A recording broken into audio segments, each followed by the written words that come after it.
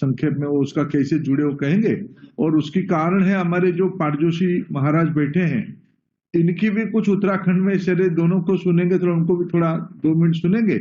और एक छोटा सा वीडियो सब्यसाची बनाए हैं 1.5-2 मिनट का, उस वीडियो को देखने से भी थोड़ा आपको भी अच्छा लगेगा। इन तीनों चीज को देखेंगे और फिर हम आपसे 1-2 चीज अनुरोध करेंगे। और कल तो मेरा आपसे बातचीत हुई थी। महापात्र जी, आप हिंदी। हम देखा कि तीनों आदमी एक साथ बैठे, तो उन्होंने बोला कि मेरे प्रभु जगन्नाथ का दर्शन करने के लिए आए, कुछ वहां पे मिलेंगे ना? आइए आइए, यहाँ जगन्नाथ है। जब मैं मंदिर के अंदर में गए, लेकिन मंदिर का दरवाजा बंद था।